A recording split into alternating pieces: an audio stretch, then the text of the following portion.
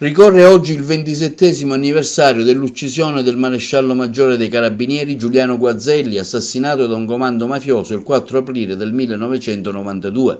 Al termine del suo turno di lavoro, intorno alle ore 14, Guazelli faceva il rientro nella sua casa di Menfi, a bordo della sua Ritmo, allorquando nei pressi del viadotto Morandi, in prossimità dell'arteria che collega Porto Empedocle, un gruppo di fuoco entra in azione senza lasciargli scampo.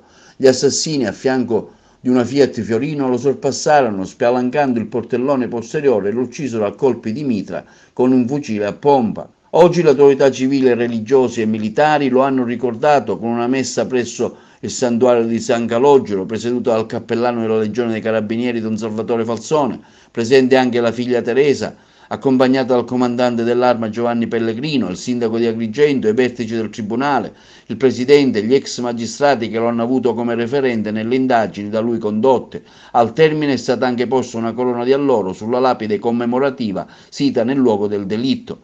Guazelli era denominato il Mastino per la sua abilità di investigatore e grazie ai suoi 20 anni di attività era diventato un esperto del fenomeno mafioso e dei rapporti tra mafia, politica e affari, occupandosi in particolare della SIDA, un'organizzazione mafiosa nata parallelamente in competizione alla classica mafia.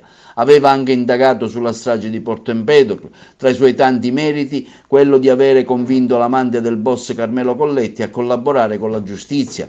Diverse anche le onorificenze conferiteli, quella del Cavaliere al Merito della Repubblica nel 91 e quella della Medaglia d'Oro al Valore Civile. Oggi siamo al 27° anniversario da quella tragica data e oggi l'Arma dei Carabinieri, la collettività agrigentina, tutte le istituzioni si riuniscono per una breve ma sentita cerimonia.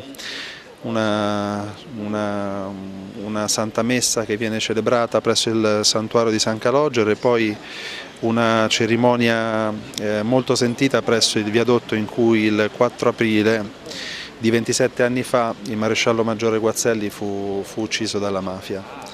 Ancora oggi noi ricordiamo un validissimo sottufficiale, un pregiato investigatore, un collaboratore che non faceva il suo lavoro come un lavoro ma come una missione, dimenticandosi spesso le proprie esigenze personali e spendendosi per la collettività che oggi, se ha raggiunto dei migliori livelli nella qualità della vita, nella convivenza civile, lo deve anche a figure come maresciallo Guazelli.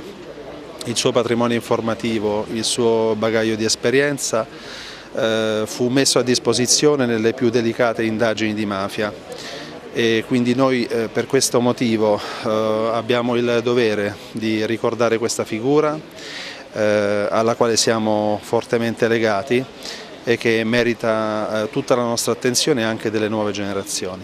Guazelli lavorava come polizia giudiziaria a stretto contatto con chi operava al Tribunale di Agrigento ed era un investigatore di un acume straordinario.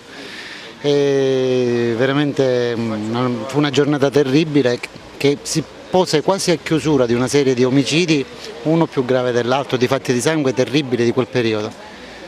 Oggi è assolutamente indispensabile conservare la memoria di quel tipo di operatività.